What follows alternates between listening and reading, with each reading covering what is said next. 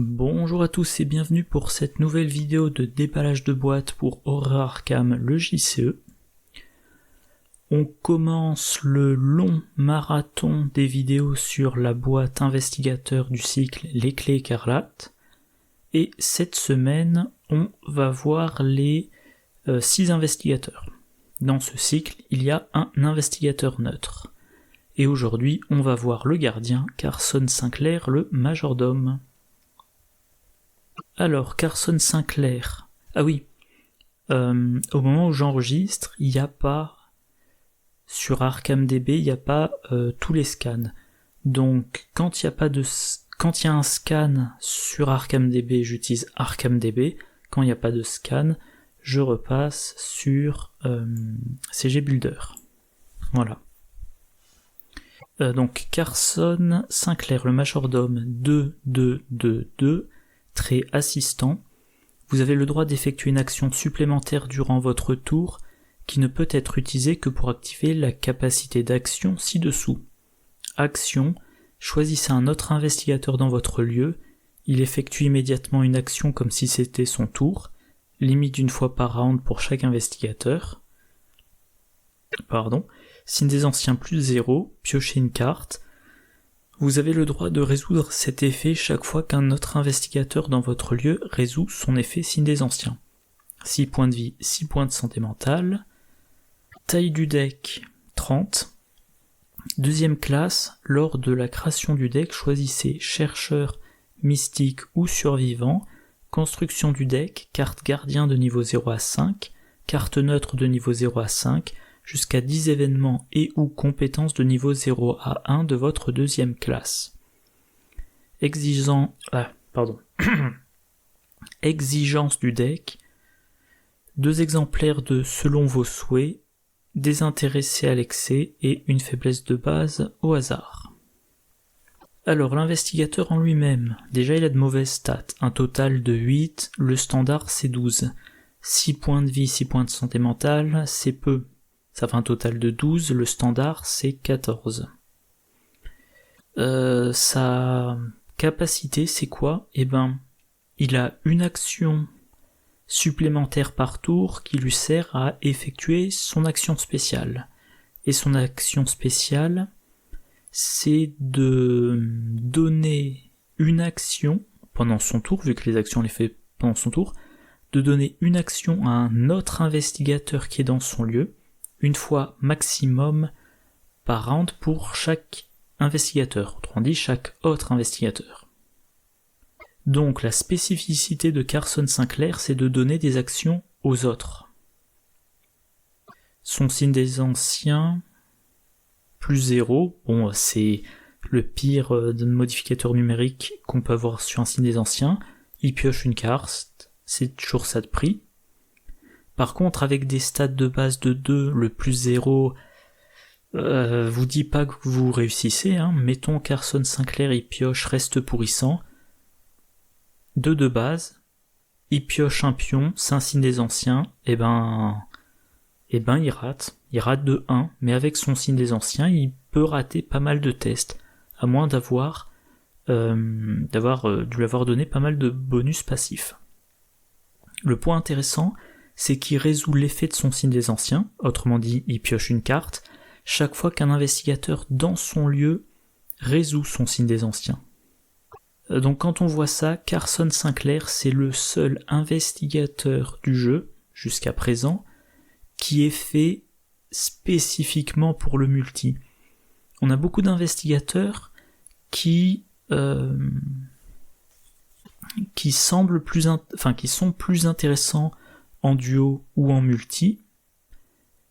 Par exemple, Mintifan, vu qu'elle peut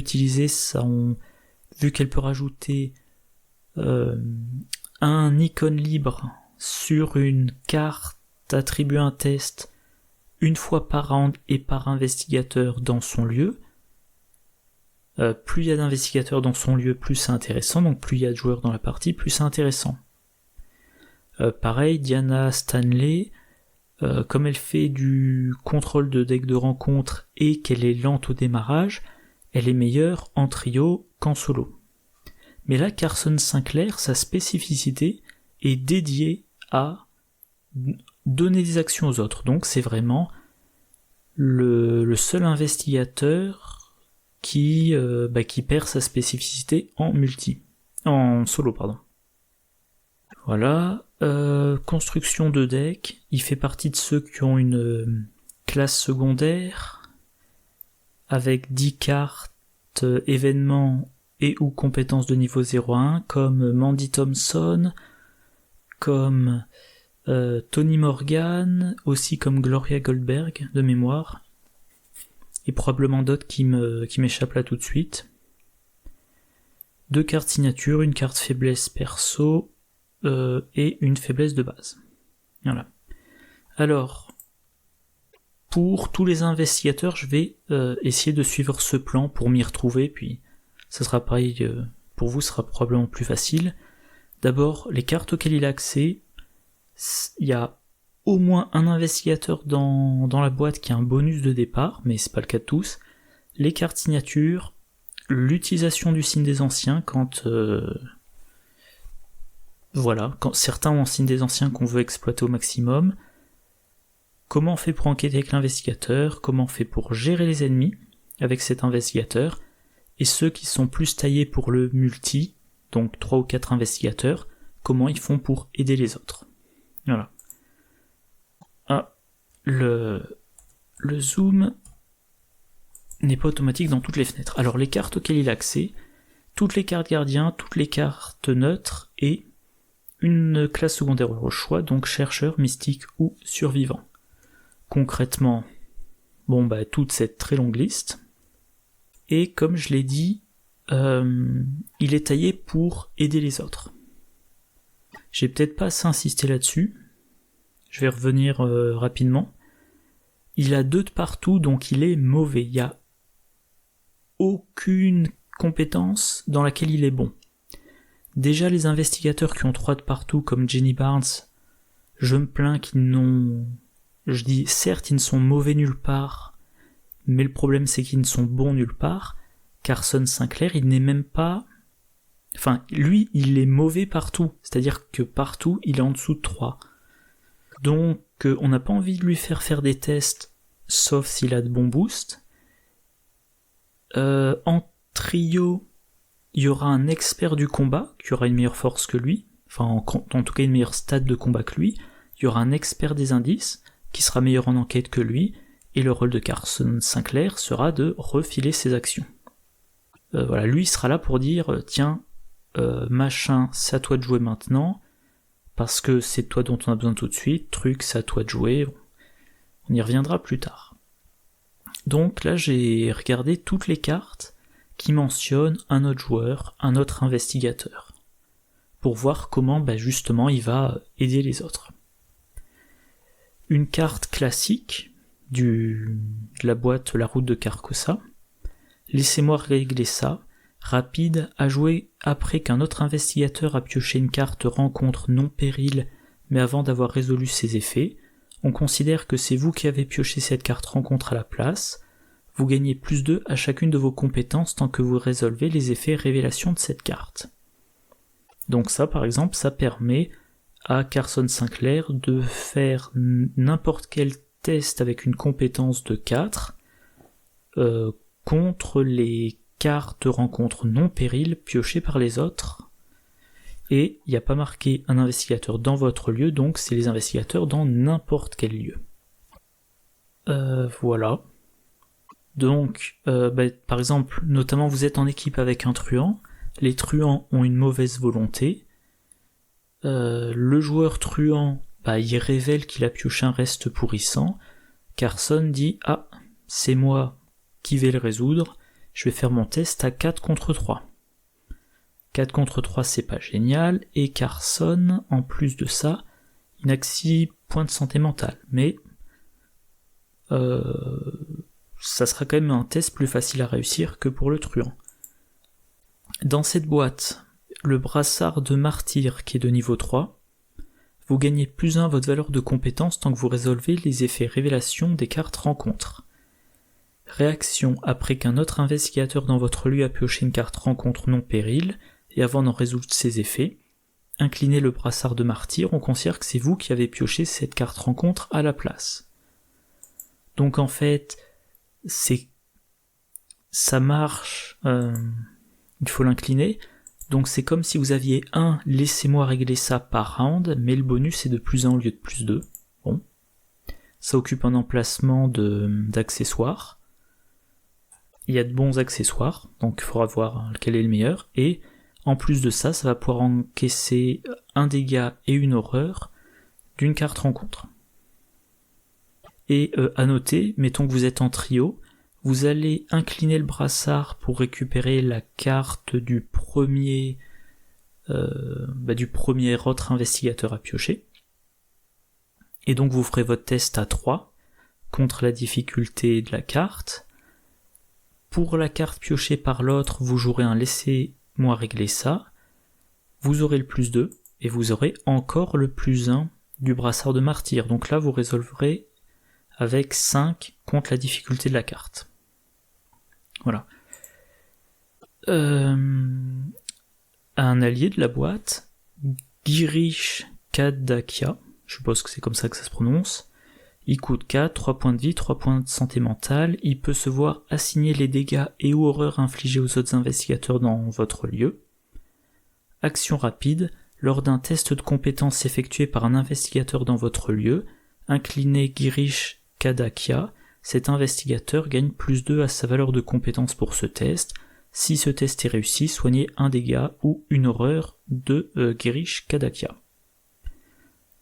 Donc là, soit vous donnez le boost de plus 2 à l'autre joueur, soit vous le donnez à vous. S'il y a des dégâts à cause de la carte de rencontre, vous pouvez les mettre sur Girish Kadakia, et chaque fois que le bonus qui donne un investigateur permet de réussir le test, on soigne Girish Kadakia. Et tous les bonus s'accumulent, donc voilà, les 2 de base de Carson, les 2 de Girish Kadakia, le plus 1 du... comment ça s'appelle déjà, du brassard de martyr. Alors, le brassard faut l'incliner, Girish Kadakia faut l'incliner, mais la combinaison des deux fait qu'une fois par phase du mythe, vous testerez à 5 contre la difficulté, quelle que soit la stat testée. Là, ça commence quand même à bien vous aider. Là, je suis en train de me rendre compte que j'anticipe peut-être un petit peu sur ce que je dirai plus tard. Comme carte qui interagit avec les autres, lutter ensemble, la version de niveau 3, j'ai montré là. Un événement qui coûte 0. Choisissez un autre investigateur dans votre lieu. Cet investigateur et vous piochez chacun 2 cartes et gagnez chacun 2 ressources. Piocher les cartes, ça permet d'avoir des solutions des solutions en main, et gagner les ressources permet d'avoir de quoi payer ces solutions. Donc vous l'aidez à avoir ces solutions, et vous-même vous gagnez des solutions qui pourront servir aux autres. Alors là, les cartes de ces classes secondaires potentielles. Ouais, c'est ça. Je vérifie parce qu'en fait, il y a un bug sur ArkhamDB, je sais pas pourquoi, mais visiblement, le site considère qu'il a accès aux cartes truands, ce qui n'est pas le cas. Donc, il a accès. Alors là, par contre, ça en tant que carte gardien. Sur la piste de niveau 3, choisissez un ennemi dans n'importe quel lieu autre que le vôtre, déplacez-vous 2 fois en direction de cet ennemi, découvrez un indice dans chaque lieu dans lequel vous entrez via cet effet. Dans un lieu, vous déplacez 2 fois en direction de l'ennemi, donc vous entrez dans 2 lieux, dans chacun des 2 lieux vous trouvez un indice, sans test. Voilà. Donc Carson n'a pas une assez bonne intelligence pour enquêter, mais là il prend des indices sans test. Élucider l'affaire, classique. Rapide, à jouer après qu'un investigateur a découvert le dernier indice restant dans votre lieu. Les investigateurs dans ce lieu gagnent un total de X ressources, réparties comme vous le souhaitez. X est la valeur occulte de ce lieu. Donc là, ça permet de répartir des ressources. Quelqu'un prend le dernier indice du lieu, on regarde qui a besoin de ressources, et voilà, le joueur de Carson fait la répartition. L'appel de la vérité. À jouer uniquement si vous n'êtes pas engagé avec un ennemi, se déplacer, choisissez un lieu non révélé, déplacez-vous un lieu à la fois par le plus court chemin en direction de ce lieu jusqu'à ce que vous entriez dans ce lieu. Mettez fin à cet effet si vous révélez un lieu, si un ennemi vous engage, ou si votre déplacement est bloqué. Donc voilà, vous ne savez pas... En fait, comme pour la carte précédente, vous êtes mauvais dès qu'il faut faire des tests, donc vous voulez aider les autres en faisant des actions qui ne nécessitent pas de test. Et ben là, par exemple, s'il faut aller dans un lieu précis pour abandonner, mettons, et ben voilà, vous ouvrez le chemin. Retournez chaque pierre, un événement qui coûte 2, choisissez un investigateur dans votre lieu. Cet investigateur cherche une carte parmi les 6 cartes du dessus de son deck, il la pioche et mélange son deck. Ben voilà, donc vous permettez aux autres investigateurs dans votre lieu d'aller chercher leurs meilleures cartes. En plus de vos cartes pour les faire piocher, de vos cartes pour leur faire gagner des ressources. Regardez ce que j'ai trouvé. Le grand classique, bon vous êtes dans un lieu qui a une valeur occulte de 2 ou moins, vous faites une enquête. Si coup de chance rarissime, vous réussissez votre test, vous avez un indice. Si vous ratez, allez hop, vous avez 2 indices. Alors j'avais trié les cartes par classe. Donc on a vu les chercheurs, là on est dans les survivants. Et gardez la foi. Ça coûte 2, c'est rapide, ça se joue dans n'importe quelle fenêtre d'action rapide. Vous mettez 4 pions bénis dans la réserve du chaos. Donc, vous améliorez le sac du chaos, vous augmentez les chances de toute la table de réussir ces tests, et vous pouvez contribuer à mettre des pions bénis dans le sac si vous jouez si vous avez une équipe qui joue sur les pions bénis. Bien aimé, une compétence avec un icône de volonté, un icône d'agité, un icône libre. Si un pion béni est révélé lors de ce test, vous avez le droit de retirer bien aimé de la partie. Pour remplacer les effets de ce pion par l'effet suivant, vous réussissez automatiquement, sans révéler d'autres pions. Et vous pouvez remettre le pion dans la réserve du chaos à la fin du test.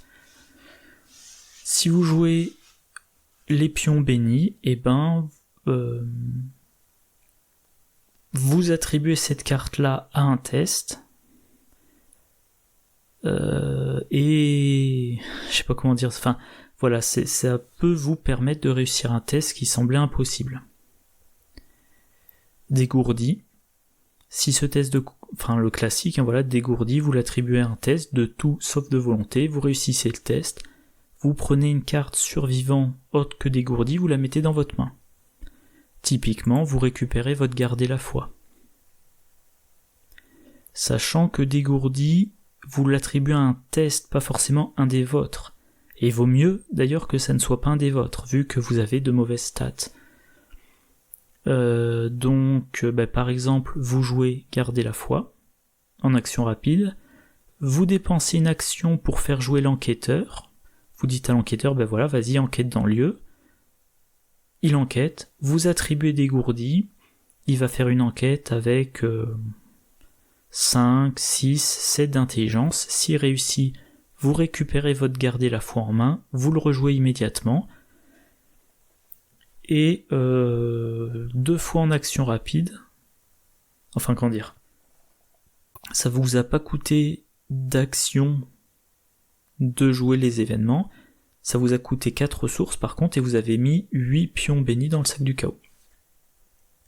Alors, je vais y arriver, c'est le soir. Mystique, voilà.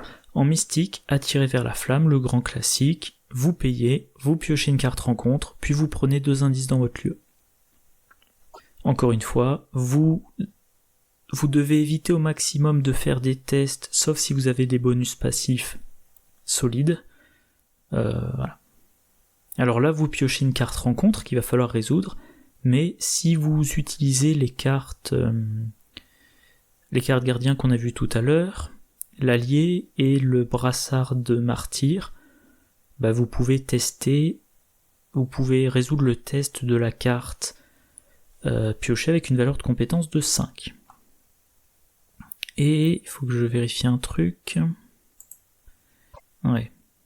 Alors l'action de Carson, il n'y a pas marqué cette action ne provoque pas d'attaque d'opportunité. Comme c'est pas marqué, c'est que cette action provoque une attaque d'opportunité si on engage avec un ennemi. Donc avec attirer vers la flamme, si vous piochez un ennemi, maintenant il faut qu'il soit géré. Donc peut-être qu'attirer vers la flamme, c'est plutôt un truc à faire avec sa dernière action, comme ça derrière il y a le combattant qui débarrasse de l'ennemi. Creuser trop profondément. Je sais pas, il n'y a pas grand chose à dire. Si vous êtes le seul de la table qui peut mettre cette carte dans son deck là, vous en mettez 1 ou 2 copies et vous augmentez le gain d'expérience des autres investigateurs. Et le vote de gain d'expérience aussi. Alors à noter, maintenant, si vous jouez les tabous, vous n'avez le droit de placer que 2 copies de Creuser trop profondément dans la pile de victoire à chaque partie. Vous pouvez pas dire je joue Carson avec 3 mystiques, chacun en met 2 copies dans son deck, donc il y en a 8 copies autour de la table et à chaque scénario on a 8 XP bonus. Non, ça marche pas. Si vous jouez les tabous. Forme éthérée. Je sais plus pourquoi j'ai mis ça, ouais c'est quelconque. Échapper en ajoutant votre volonté, vous échappez à 4. Si vous réussissez, vous désengager de chaque autre ennemi engagé avec vous, et les ennemis ne peuvent pas vous engager, ne peuvent pas être engagés par vous, vous ne pouvez pas les attaquer et vous ne pouvez pas leur infliger de dégâts. Le test sera dur à réussir, mais l'avantage c'est que si vous le réussissez, vous vous désengagez de tous les ennemis de votre lieu. Alors déjà, si vous réussissez à échapper à l'ennemi contre lequel vous avez fait le test, vous désengagez de tous les autres. Comme ils ne sont pas inclinés, ils vont réengager quelqu'un. Donc à moins qu'ils aient des règles d'engagement, vous les faites engager le combattant et le combattant s'en charge. Notamment s'il utilise le lance-flamme, il résout son attaque contre celui qui a la valeur de combat la plus élevée, mais il distribue les dégâts comme il veut. Donc si vous êtes... si vous jouez... Comment ça s'appelle déjà les dévoreurs de rêves, que vous êtes engagé avec une nuée, une nuée et un autre ennemi non nué, vous essayez d'échapper à l'ennemi non nué, c'est réussi, il est incliné, vous désengagez de la nuée, vous lui faites engager le combattant il fait son action de lance-flamme, mettons que chaque membre de la nuée a 1 point de vie, voilà, un tir de lance-flamme, ils sont tous vaincus. Et en plus de ça, une fois que vous n'êtes plus engagé avec des ennemis, vous utilisez la capacité de Carson Sinclair, vous dépensez une action et vous dites « Tiens le combattant, c'est à toi de jouer maintenant ». Et avec cette action, si tout se passe bien, il vous débarrasse des ennemis, c'est votre tour de nouveau, et vous faites ce que vous avez à faire avant que ça soit la fin de votre tour et un autre joueur de jouer. Alors, nier l'existence. À jouer quand une carte rencontre ou une attaque ennemie devrait vous infliger l'une des choses suivantes. Choisir une option, défausser des cartes de votre main, perdre des ressources, perdre des actions, subir des dégâts ou subir des horreurs, vous ignorez cet aspect de l'effet. De l'annulation, c'est toujours bon. Surtout, on l'a vu, les cartes gardiens vont vous permettre de résoudre des trucs à la place des autres. Mais peut-être qu'en résolvant les effets, vous subirez les conséquences. Typiquement, vous dites « Ah, non, c'est moi », vous dites au joueur qui joue le truand, c'est moi qui vais résoudre les restes pourrissants à ta place, vous piochez le pion, c'est un échec automatique, vous devriez vous prendre 3 horreurs, vous jouez ça et vous prenez aucune horreur. Ou alors, vous utilisez l'action de Carson Sinclair pour que le gardien puisse combattre maintenant, vous prenez l'attaque d'opportunité et avec cette carte, vous annulez les dégâts de l'attaque d'opportunité. Le sort de protection, le grand classique, parce que y a des tests que vous n'arriverez pas à réussir. Alors par contre, vous n'avez accès qu'à la version de niveau 0, donc c'est une traîtrise non faiblesse que vous piochez. Mais combiné par exemple avec le brassard, je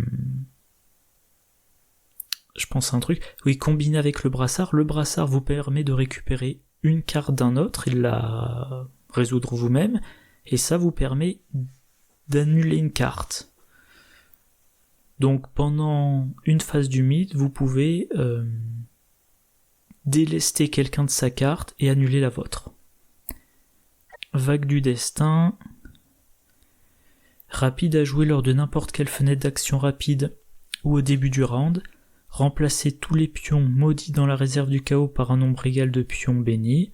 À la fin du round, remplacez tous les pions bénis dans la réserve du chaos par un nombre égal de pions maudits. Donc si vous jouez béni et maudit, si vous jouez surtout béni mais que quelqu'un à la table met de temps en temps des pions bénis, vous remplacez tous les pions tous les pions maudits par des pions bénis, mais comme ils seront tous retransformés en pions maudits, vous essayez de les sceller avant la fin du round. Voilà. Alors évidemment, il y a plein d'autres cartes qui peut jouer, mais je me suis focalisé sur celle-là.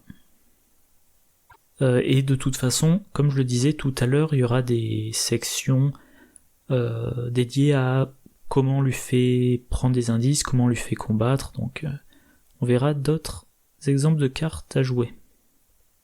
Alors, ces cartes signatures. Ah, j'ai oublié de mettre à jour en français. Selon vos souhaits, une compétence qui a 3 icônes libres, attribuée uniquement lors d'un test de compétence effectué par un autre investigateur. En cas de réussite, l'investigateur qui effectue le test pioche une carte. En cas d'échec, vous piochez une carte. Très entraîné et expert. Je crois que j'ai oublié de le dire. Donc, c'est un bonus de plus 3 à n'importe quel test, mais vous ne pouvez l'attribuer qu'à un test effectué par un autre investigateur. Mais votre rôle, c'est d'aider les autres. Donc voilà. Basiquement, voilà. Cette carte ne peut être utilisée que pour les autres, mais comme on l'a dit plein de fois, vous ne voulez pas faire de test, sauf si vous y êtes forcé, ou que vous avez un bon bonus passif. Point intéressant, si vous réussissez, vous faites piocher une carte à cet investigateur, donc vous l'aidez encore plus. Peut-être que la carte qui pioche fait qu'à son prochain test, il n'aura pas besoin de vous. Et si vous avez échoué, vous piochez une carte, et idéalement, c'est une carte qui vous permettra d'être d'être un meilleur soutien pour les autres investigateurs de votre lieu. Et vous avez 2 copies de cette carte. Cette carte, elle est très entraînée. Donc si, comme classe secondaire, vous choisissez chercheur, et bien évidemment, vous mettez dans votre deck 2 copies de la perfection vient de l'entraînement. Ça permet de tutorer une compétence entraînée parmi les 9 cartes du dessus de votre deck, de l'attribuer à un test, si vous le pouvez. Mélangez le reste de votre deck. Si vous réussissez le test, si le test est réussi, peu importe qu'il effectue, vous remettez la compétence dans votre main. Donc, alors, je vérifie, la perfection vient de l'entraînement, à jouer lors d'un test de compétence dans votre lieu, peu importe qu'il effectue. Donc, un autre joueur effectue un test. que ça soit pendant la phase du mythe, que ça soit pendant son tour, ou pendant votre tour. Peut-être qu'il fait un test pendant votre tour parce qu'avec une de vos actions vous l'avez fait jouer. En tout cas, il fait un test. Pendant la fenêtre d'action rapide, vous jouez la perfection vient de l'entraînement. Vous cherchez une compétence entraînée parmi les 9 cartes du dessus deck. Il y a selon vos souhaits. Vous l'attribuez au test. L'autre investigateur a donc un +3. S'il réussit le test, vous remettez selon vos souhaits dans votre main. Comme il a réussi le test, il pioche une carte. Et la prochaine action qu'il fait, vous réattribuez selon vos souhaits. Si c'est réussi, il repioche une carte. Bon, par contre, si le premier test est raté, vous défaussez selon vos souhaits, mais vous piochez une carte. Voilà. Et du coup, si vous mettez la perfection vient de l'entraînement dans votre deck, vous pouvez envisager de mettre d'autres compétences qui ont le trait entraîné, alors qui seront donc gardiens ou chercheurs, vu que votre classe secondaire sera chercheur. Et donc ça sera coup vicieux ou leçon de combat, qui est dans cette boîte, ou maîtrise, de niveau 0 ou niveau 2, ou meneur d'homme, niveau 0 niveau 2, posture défensive ça marche pas, ou prendre l'initiative. Et en chercheur, voilà, analyse, déduction, ou plan d'action. Alors à noter que comme vous aidez les autres, vous leur attribuez, si vous êtes dans cette logique-là, vous leur attribuez des cartes, donc c'est intéressant de voir toutes les cartes qui ont un effet du style réussite de 2 ou plus. Par exemple, maîtrise de niveau 2, quand vous l'attribuez au test du combattant, vous lui donnez un +3 en force. Si le combattant réussit son test, vous piochez une carte. S'il réussit son test de 2 ou plus, vous piochez 2 cartes.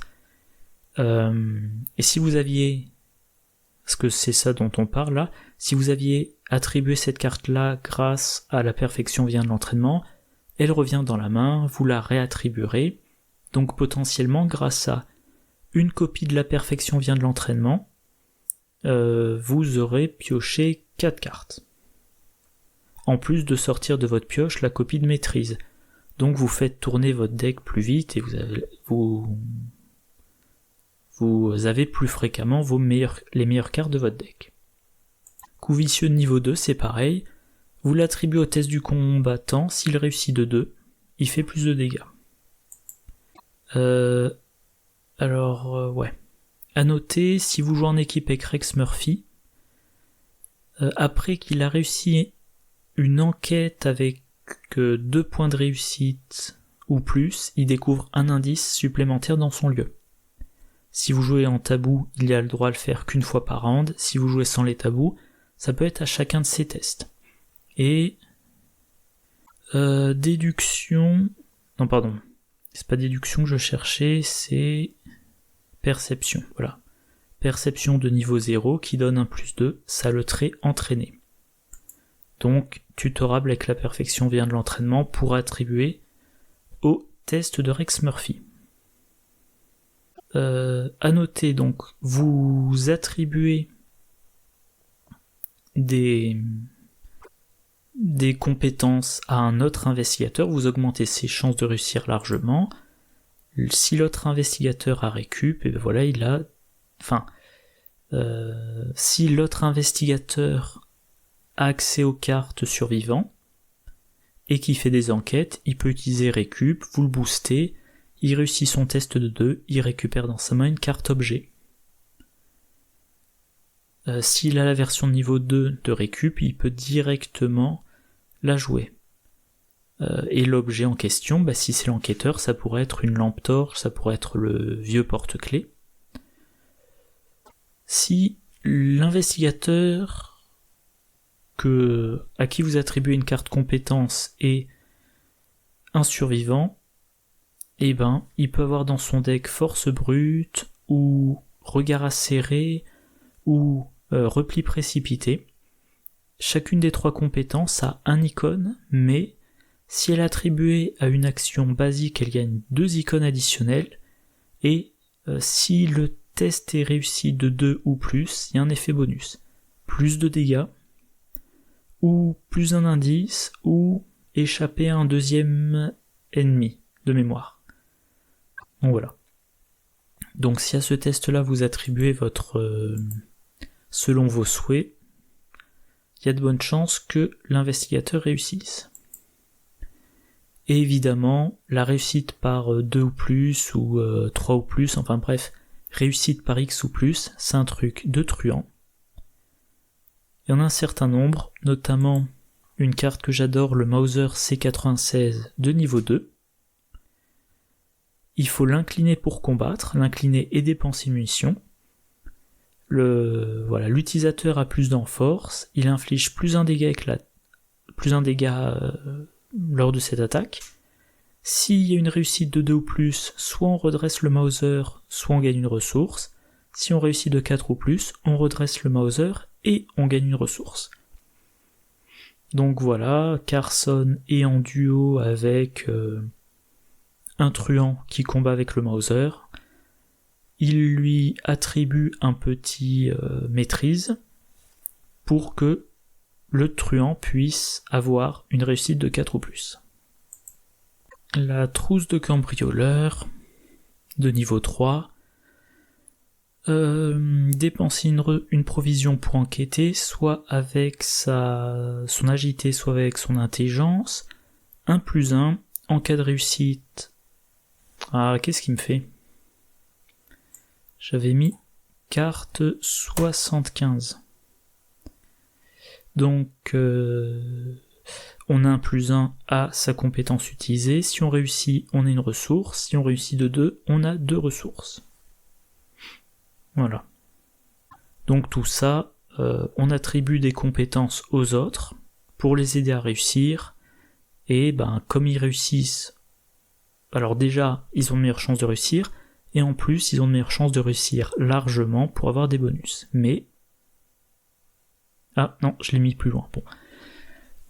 Donc on passe à sa faiblesse, désintéressé à l'excès. C'est un défaut. Révélation, mettez désintéressé à l'excès en jeu dans votre zone de menace, forcé. À la fin de votre tour, si vous n'avez pas attribué au moins une carte à un test de compétence effectué par un autre investigateur à ce tour, subissez une horreur et mélangez désintéressé à l'excès dans votre deck. Alors, le problème de cette faiblesse, c'est que vous le mettez dans votre zone de menace. Voilà. On vous demande, alors si vous n'attribuez pas une carte à un test de compétence effectué par un autre investigateur, dans votre tour, vu que c'est à la fin de votre tour, si vous n'avez pas attribué à ce tour, donc je reprends. Cette carte-là vous demande d'attribuer des cartes à des tests de compétences effectués par quelqu'un d'autre pendant votre tour. Donc ça veut dire que vous allez dépenser une action pour faire jouer quelqu'un d'autre pendant votre tour. Cet autre investigateur fait un test de combat, d'enquête, d'évasion, peu importe. Vous attribuez une carte à ce test. Pas besoin que ça soit une carte compétence, mais c'est toujours mieux d'attribuer des compétences. Et si vous faites ça à la fin de votre tour, il n'y a pas de problème. Si par contre vous n'avez pas pu le faire, vous subissez une horreur, et la carte vous la remélangez dans votre deck. Et probablement vous la repiocherez. Alors, si une fois vous n'avez rien attribué, ça fait une horreur. Mais la carte plus tard vous la repiochez. La deuxième fois que vous ne respectez pas la demande, c'est une deuxième horreur, une troisième horreur, etc., etc. Ça peut finir par chiffrer. Mais à côté de ça, si vous avez fait un deck qui est spécialisé dans l'attribution dans le boost des tests effectués par les autres, voilà, vous faites un deck qui, 1, fait jouer les autres pendant votre tour, et 2, leur attribue des cartes, cette carte-là va être assez indolore. Elle ne vous fait pas perdre d'action, elle ne diminue pas vos capacités, c'est simplement qu'elle grignote vos points de santé mentale. Et attribuer aux autres, que je retrouve, voilà, vous attribuez selon vos souhaits. Vous utilisez la perfection vient de l'entraînement pour tutorer une carte compétence qui pourrait être utilisée 2 fois si vous avez réussi votre premier test. Cette carte compétence, si c'est maîtrise de niveau 0 ou maîtrise de niveau 2 ou perception de niveau 0, ça vous fait piocher. Probablement, s'il y a plein de compétences dans votre deck, ça vous fera piocher une compétence, donc vous aurez plein de cartes à attribuer au test. Voilà, c'est ce que je disais là. Alors ça n'a pas le trait. T'as pas le trait entraîné, mais audace, vous l'attribuez un test. Une attaque ou une tentative d'évasion. Peu importe qui l'a fait. Et à la fin du test, qu'il soit réussi ou pas, vous piochez une carte. Donc pareil, vous attribuez la compétence et elle se remplace. Qu'est-ce que j'étais en train de dire ? J'ai un peu perdu le fil.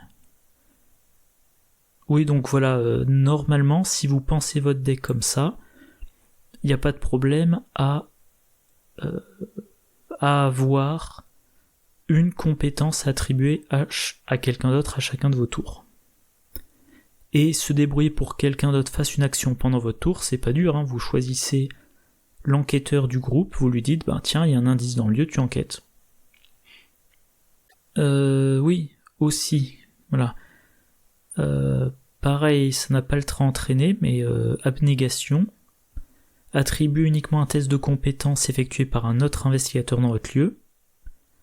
En cas d'échec, vous devez résoudre tous les effets du test raté à la place de l'investigateur qui l'effectuait. Ensuite, soit vous piochez 2 cartes, soit il pioche 2 cartes.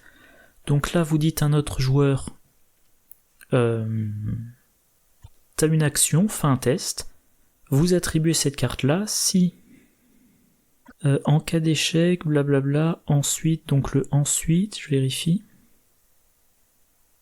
Non bon. Donc ensuite, si le test est raté, vous piochez 2 cartes. Donc vous avez attribué une carte, et vous choisissez de piocher 2 cartes, donc, encore une fois, vous remplacez vos cartes compétences par d'autres cartes compétences. Et ça pourrait être intéressant, par exemple, si l'autre investigateur a partir perdant. Vous le faites jouer, il augmente la difficulté du test qu'il fait, par exemple pendant une enquête. Vous lui attribuez abnégation, comme la difficulté a été augmentée, il y a des chances, dans ce cas-là, qu'il rate. S'il rate, il vous fait piocher des cartes. Si votre classe secondaire c'est chercheur, trouvaille surprenante, vous utilisez des effets pour chercher dans votre deck. À un moment donné, en cherchant, vous voyez trouvaille surprenante, vous le mettez en jeu, et la prochaine fois que vous effectuez un test... Ah ouais, donc là, c'est vous effectuez un test, mais ça vous fait piocher. Ouais. J'aurais pas dû le mettre là. Et garder courage. Alors, Carson ne peut pas jouer partir perdant, vu que c'est un soutien. Par contre, si sa classe secondaire c'est survivant, il a accès à garder courage. Donc là, il dit au survivant, tu joues pendant mon tour. Le survivant dit, j'augmente la difficulté du test. Carson dit, ok, vu que la difficulté est augmentée, j'attribue garder courage à ton test. Et là, on fait piocher l'autre investigateur, pas Carson, mais... Ok, bon.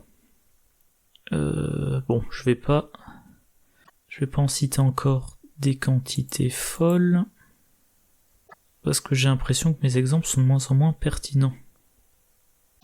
Et enfin, pour finir sur cette faiblesse, comme il faut avoir des cartes à attribuer au test de compétences, faut regarder comment on fait pour faire piocher Carson. Lutter ensemble, dont je parlais plus tôt. Pour une action, vous choisissez un investigateur dans votre lieu, il pioche 2 cartes, vous piochez 2 cartes, il gagne de ressources, vous gagnez de ressources. Si vous avez choisi chercheur, discerner l'impensable, vous piochez une carte. Puis vous mélangez dans votre deck n'importe quelle carte de non-faiblesse de votre main, puis vous piochez autant de cartes. Donc si vous jouez ça pour être capable de gérer votre faiblesse, et typiquement vous allez mélanger dans votre deck, je sais pas, mettons les cartes uniques que vous avez déjà jouées. Par exemple, si dans votre main vous avez une deuxième copie de l'allié dont j'oublie toujours le nom, ou une deuxième copie de Grete Wagner, vous allez remélanger dans votre deck toutes les cartes que vous ne pouvez pas attribuer aux tests de compétences des autres, et vous espérez piocher des cartes qui peuvent vous aider à booster les tests des autres. La perfection vient de l'entraînement, bien évidemment. Et voilà, sinon j'ai rien noté de particulier d'autre. Alors, on va revenir sur l'utilisation du signe des anciens. Rappel, Carson Sinclair, son signe des anciens, se déclenche dès qu'un investigateur dans son lieu résout son signe des anciens. Donc son signe des anciens va être déclenché, y compris par des cartes qu'il ne peut pas jouer lui pour déclencher son signe des anciens, mais que quelqu'un d'autre va pouvoir utiliser pour déclencher le signe des anciens. Alors cette carte-là, elle devrait pas être là. Donc le premier truc, saut du signe des anciens. Le saut du signe des anciens, une compétence mystique de niveau 5. Un icône libre, trait, sort et expert. Ne révélez pas de pion KO de la réserve du chaos pour ce test. Traitez le pion KO révélé pour ce test comme étant un signe des anciens. Quand ce test se termine, retirez le sceau du signe des anciens de la partie. Donc, il y a un test très important. Le mystique attribue ça. Le mystique résout un signe des anciens. Et du coup, Carson Sinclair en profite, il pioche une carte. Ok, 5 XP c'est quand même à réserver pour les tests les plus importants. Ensuite, il y a toute la manipulation de pions du chaos, notamment Olive McBride, qui permet, quand le mystique doit révéler un pion chaos, il l'incline, il révèle 3 pions, et il résout 2d3. Et il suffit que parmi les 3 il y ait le signe des anciens, pour que le mystique ait son effet signe des anciens, et que Carson pioche une carte. Les survivants et comment elle s'appelle déjà ? L'actrice. L'investigatrice neutre. Son nom m'échappe. Bon, j'arrive vraiment pas à me souvenir de son nom, voilà. Et aussi Père Matteo vu que la carte est bénie. Donc le joueur qui a ça dans son deck, il révèle un pion du chaos qui devrait baisser la valeur de sa compétence à 0. Il joue ça. Il annule le pion, il considère que c'est un signe des anciens. Et par contre, si vous jouez en tabou, après avoir résolu catastrophe, il faut retirer la carte de la partie. Donc, pas de récursion possible. Mais si vous jouez pas avec les tabous, dans votre deck vous mettez catastrophe, vous mettez dégourdi. Avec dégourdi, vous récupérez catastrophe. Avec véritable survivant, vous récupérez dégourdi. Avec une copie de dégourdi, vous récupérez véritable survivant. La deuxième copie de dégourdi récupère catastrophe, puis véritable survivant, etc., etc. Et enfin, autre solution, bénédiction d'Isis et des effets qui donnent des pions bénis. Bénédiction d'Isis, réaction, quand un deuxième pion béni est révélé lors d'un même test de compétence dans votre lieu, inclinez la bénédiction d'Isis, annulez ce pion et traitez-le comme un pion signe des anciens à la place, renvoyez ces 2 pions dans la réserve du chaos après la fin du test. Voilà, Carson y met dans son deck une copie de bénédiction d'Isis, ou 2, et mettons que l'autre investigateur dans son lieu, c'est un mystique, qui joue Olive McBride, Et avec Olive McBride, on n'essaie pas uniquement de résoudre le pion béni, mais aussi pas uniquement le pion signe des anciens, mais aussi d'avoir un pion béni, et avec ce pion béni, d'en avoir un deuxième, pour que ça donne un signe des anciens. Alors Carson, qu'est-ce qu'il a comme carte qui interagissent avec les pions bénis? Gardez la foi, c'est la meilleure carte pour moi de génération de pions bénis. Vous dépensez 2, c'est rapide donc ça vous coûte pas d'action. Vous pouvez le jouer pendant la fenêtre d'action rapide de votre test, vous mettez 4 pions bénis dans la réserve du chaos. Voilà. Il peut utiliser le Saint-Rosaire de niveau 2, ça lui donne plus en volonté, et dès qu'il réussit un test de volonté d'une carte traîtrise, on incline le Saint-Rosaire et on met 2 pions bénis à la réserve du chaos. Et cette carte-là interagira bien avec toutes les cartes gardiens qu'on a évoquées tout à l'heure, qui permettent de récupérer, de résoudre les cartes à la place des autres. J'ai oublié, je crois que c'est resté derrière moi. Un autre investigateur pioche reste pourrissant, vous lui dites non, c'est moi qui le résous. J'ai 2 de base, avec mon événement j'ai un +2, avec le Saint-Rosaire j'ai un +1. Peut-être qu'en jeu j'ai il s'appelle Frère Xavier, je teste à 6 contre 3. Si c'est réussi, paf, 2 pions bénis. Et puis si c'est raté, une horreur sur le Saint-Rosaire. Ça mouline un peu.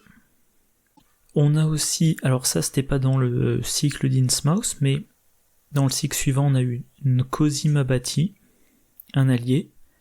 Réaction après que Nkosi Mabati entre en jeu, nommez un pion KO ayant un symbole autre que le signe des anciens, jusqu'à ce que cette carte quitte le jeu, le symbole nommé est votre sigil.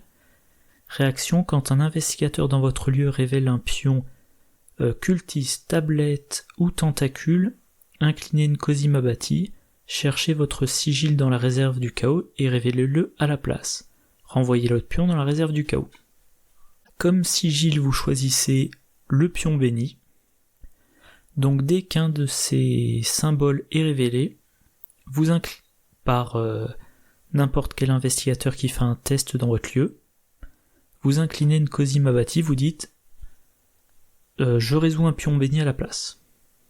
Et maintenant il faut trouver un deuxième pion, le pion béni vous fait piocher un deuxième pion, et il faut que ce deuxième pion soit un pion béni, et là, paf, ça déclenche la bénédiction d'Isis, et Carson pioche une carte. Bien évidemment, si vous voulez cumuler 2 pions bénis, dans votre deck vous mettez Faveur du Soleil, ça coûte 2, rapide, scellé, jusqu'à 3 pions bénis. S'il n'y a aucun pion scellé sur la Faveur du Soleil, défaussez-la.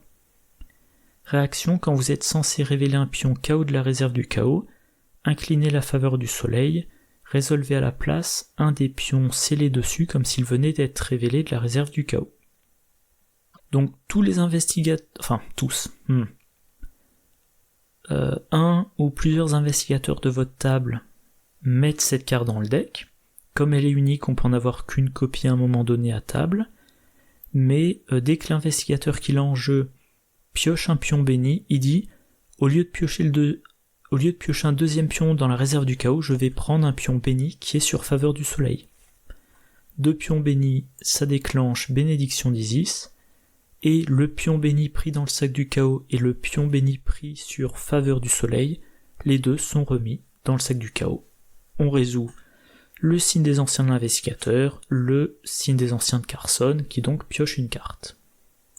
Et Carson, vous lui donnez traité sacré. Après qu'un investigateur dans n'importe quel lieu a effectué l'étape révéler un pion KO d'un test de compétence, inclinez le traité sacré, renvoyez dans la réserve du chaos n'importe quel nombre de pions bénis révélés lors de ce test, en ignorant leur modificateur pour ce test. Donc vous voulez sortir 2 pions bénis pour avoir un signe des anciens, mais il va y avoir des fois où vous allez sortir un pion béni, un pion non béni, et vous n'avez pas besoin de résoudre, enfin vous n'avez pas besoin du +2 du pion béni. Donc vous inclinez le traité sacré, vous remettez le pion béni dans le sac du chaos pour le garder pour quand vous en aurez besoin. Voilà. Alors, comme je le disais, Carson Sinclair, il est quand même taillé pour le soutien aux autres. Soit attribuer des cartes aux tests des autres, soit faire les tests à leur place, soit éventuellement déplacer les autres, ça je crois que je l'ai pas beaucoup mentionné, ou tutorer pour les autres, les faire piocher, faire leur économie, voilà. Les compétences auxquelles il a accès, on en a déjà vu un certain nombre. Voilà, donc tous en gardien, tous en chercheur. Bon.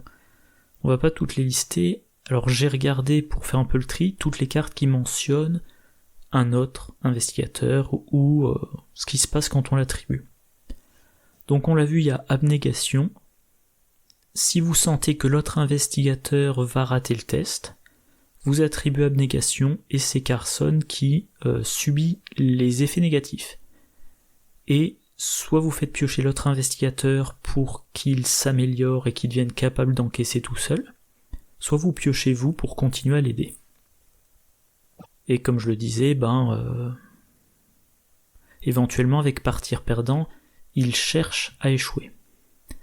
Meneur d'hommes de niveau 2, qui est aussi bien dans ce rôle-là. Donc c'est une compétence avec un icône libre, mais si vous l'attribuez à un autre investigateur, la carte gagne un icône de volonté et un icône libre. Donc un +2 pour un test autre qu'un test de volonté et un +3 pour un test de volonté. Une carte qui aide les truands à réussir leur test de volonté par exemple. Si le test est réussi, vous gagnez de ressources. Si le test est réussi alors que la carte est attribuée à un test effectué par quelqu'un d'autre, cet investigateur gagne aussi de ressources. De la génération de ressources pour un autre investigateur qui a besoin d'aide en volonté, c'est idéal pour booster les tests d'un truand friqué. Et les ressources que vous gagnez, ça vous aide à payer vos solutions de...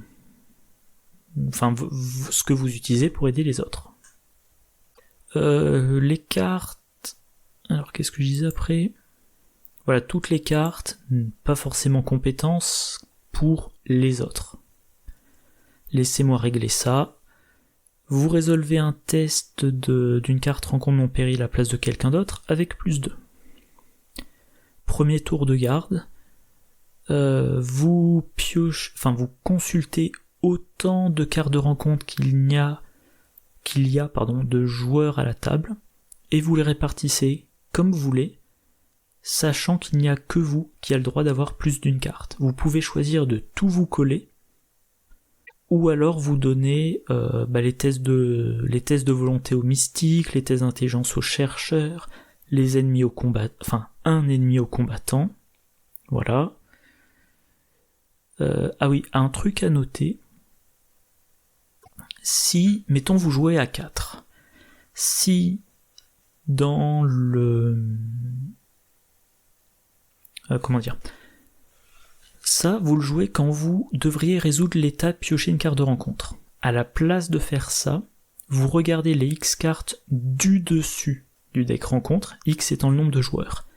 Comme il y a spécifié du dessus, une fois que la pioche est vide, vous arrêtez. Donc s'il reste une carte dans la pioche et que vous êtes à 4 joueurs, à cette phase de mythe là, vous résolvez, la table ne résout qu'une carte au lieu de 4, vu que au-dessus du deck il n'y a qu'une carte. Donc ça peut être peut-être qu'une fois par partie, ça vous permettra de vous prendre moins de cartes rencontre. En tout cas, c'est une carte qui est très bien pour attribuer au mieux les cartes aux uns et aux autres, sachant que probablement votre deck Carson sera apte à aider les autres. Donc même si vous devez donner à quelqu'un une carte qui est difficile pour lui, vous devriez avoir de quoi l'aider. Alors ensuite on disait le déplacement des autres. Le raccourci, le grand classique.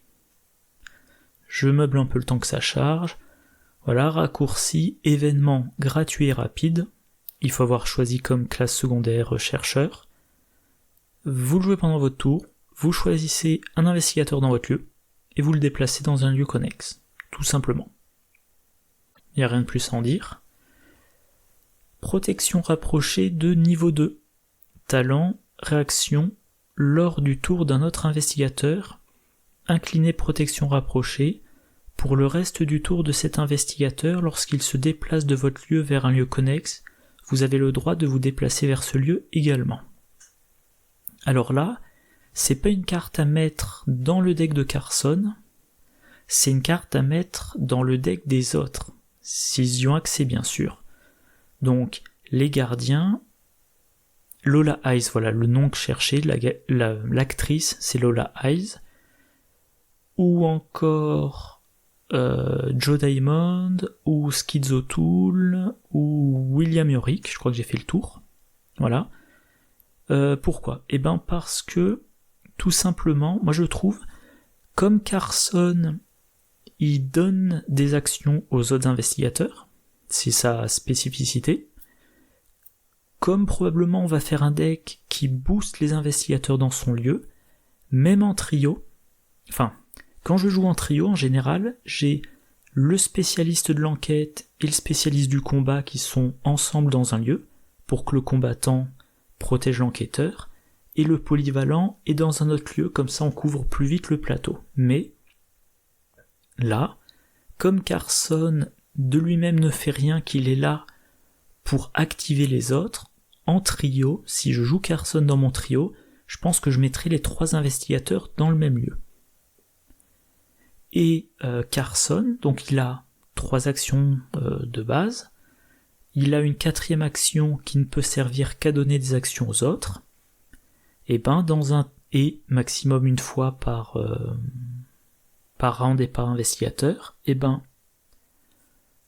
première action, il fait jouer le combattant pour vaincre l'ennemi qui est engagé. Enfin, si c'est pour vaincre l'ennemi qui est engagé avec lui, il se prend une attaque d'opportunité, mais enfin voilà. Une action pour faire jouer le combattant, une action pour faire jouer l'enquêteur, une action qu'il va utiliser peut-être pour poser un soutien ou pour un effet sans test.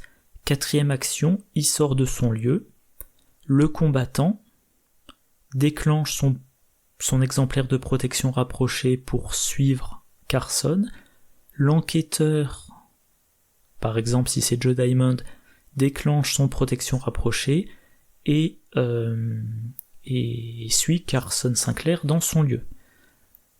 Donc si vous jouez dans cette configuration-là, c'est Carson qui fait toujours se déplacer le groupe. Voilà. Mais encore une fois, il faut que protection rapprochée soit dans le deck des autres investigateurs. Donc ça vous limite dans vos choix de trio. Mais ça vous permet par exemple d'avoir Roland Banks comme combattant et Joe Diamond comme enquêteur, ou William Yorick comme combattant et Joe Diamond comme enquêteur, ou comme autre enquêteur que Joe Diamond, Roland Banks, il peut faire des enquêtes, comme je le disais dans ma vidéo de classement des investigateurs. Enfin voilà. Pour ce qui en est, comment j'avais appelé ça ? Ouais, le soutien général, détermination exemplaire et l'équivalent pour les horreurs, et tout simplement, il encaisse à la place des autres. Alors j'ai montré que cette carte-là, mais c'est vrai pour toutes les cartes gardiens qui disent peut se voir assigner les dégâts, ou les horreurs, infligés aux autres investigateurs dans votre lieu. Frère Xavier, l'allié de cette boîte-ci dont j'oublie le nom, aussi dans un autre registre, engagement solennel. Vous en mettez 1, 2, 3 exemplaires dans le deck de Carson, vous les jouez sous le contrôle des autres investigateurs, et une fois par round, pendant une fenêtre d'action rapide, il transfère sur une carte contrôlée par Carson un dégât ou une horreur. Autre truc, miroir sacré de niveau 3. Carson peut soigner la table. Donc je disais, il a 4 actions. 2 actions pour faire jouer les autres. Une action pour déplacer les autres, si vous choisissez de leur filer protection rapprochée. Il reste la 4e action. Et une fois de temps en temps, la 4e action, ça sera soigner un total de 2 ou 3 sur la table. Lutter ensemble, je l'ai déjà mentionné 2 fois. Une carte qu'il y a dans ce pack, que je vais mentionner rapidement, un événement gratuit. Vous choisissez un autre investigateur dans votre lieu qui n'a pas encore joué, et lors de son tour, il aura +1 à chacune de ses compétences, et il pourra faire une action supplémentaire. Et quand vous jouez conseil, pas d'attaque d'opportunité. Donc ça c'est la version niveau 1, et bien évidemment, +1 à chacune de ses compétences, c'est particulièrement intéressant si l'investigateur ciblé utilise des cartes qui additionnent 2 compétences. Par exemple, les événements truands, se faufiler, coup bas, forcer l'entrée, voilà. Ou alors lire les signes, ou machin truc spectral, ou rasoir spectral, et le truc formétéré, ou le marteau cyclopéen, voilà. Se préparer au pire qui est dans ce pack, la version améliorée, et ça permet de faire tutorer une arme à n'importe quel investigateur dans votre lieu, qui peut la jouer directement. Donc Carson dépense une action pour faire tutorer un autre investigateur et lui faire économiser son action pour jouer son arme. Toujours sur ses gardes de niveau 4, Carson dépense une action pour que les investigateurs dans le lieu collectivement jouent des soutiens. Chaque soutien joué a une réduction de 1. Voilà. Et voilà, je suis arrivé au bout. Oh là là, 1h15. Alors je vais quand même faire une petite conclusion. Moi, je ne suis pas très enthousiaste pour Carson Sinclair. Il ne se joue pas en solo. C'est bête de le jouer en solo. En duo, le problème, c'est que comme investigateur bon dans un domaine, si vous jouez en duo, il y a Carson Sinclair qui, tel quel, est mauvais, et il y a l'autre investigateur. Mais moi en duo, un investigateur, je le spécialise. Donc j'aurai soit Carson Sinclair avec un pro des indices, soit Carson Sinclair avec un pro de la gestion des ennemis. Donc il y aura a priori un domaine qui sera pas géré. Et la seule solution serait de mettre dans le deck de Carson Sinclair des cartes pour remplir ce rôle-là sans faire de test. Donc par exemple, je prends un chercheur... Non, c'est un mauvais exemple. Je prends un... c'est pas l'exemple auquel je songeais.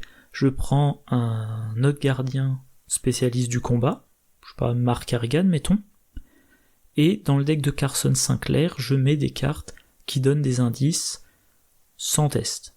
Ou avec des tests très simples, je lui donne la lampe torche, je lui donne scène de crime, je lui donne leçon retenue. Alors, Grete Wagner, il faut qu'il achève les ennemis, donc il faudrait, peut-être explosion de dynamite ou mano à mano. Mais je trouve ça quand même assez bancal.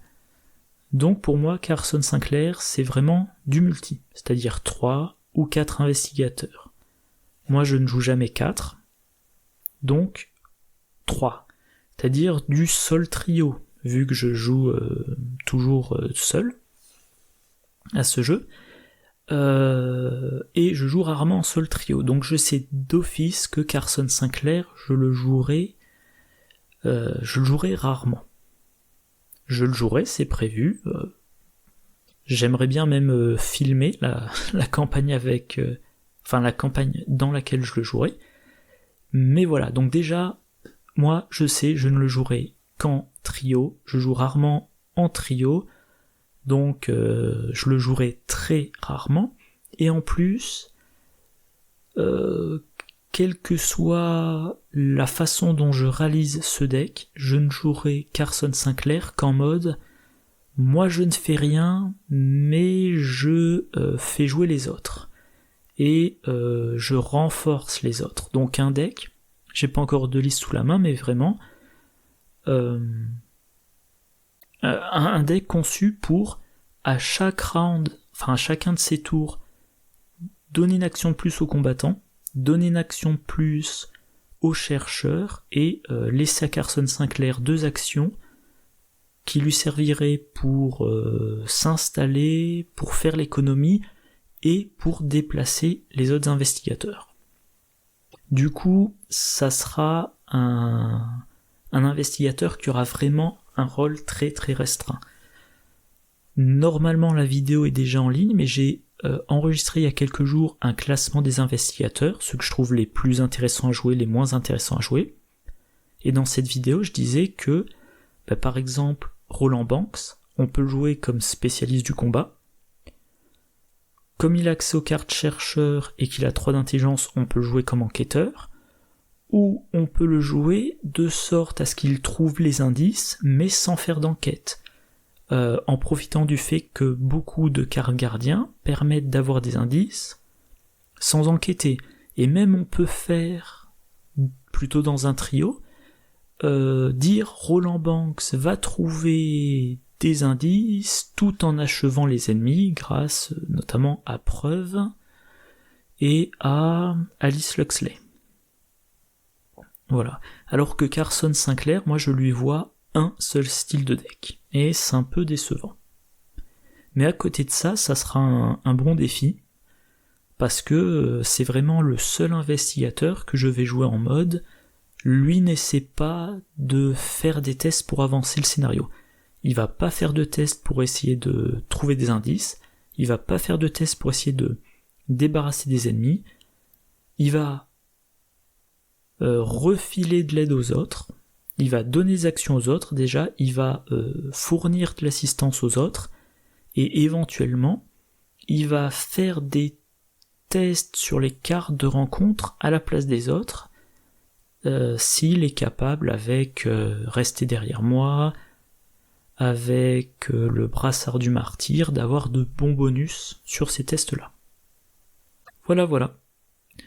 Bon, je vais m'arrêter là. Alors, comme d'habitude, j'espère que la vidéo vous a plu. Demain, on voit Vincent Lee, et les 4 jours suivants, on voit les investigateurs 3 à 6 de la boîte. Et à partir de la semaine prochaine, les cartes joueurs. D'ici là, moi je vous souhaite une bonne journée, une bonne soirée, de bonnes parties, et je vous dis à la prochaine. Au revoir.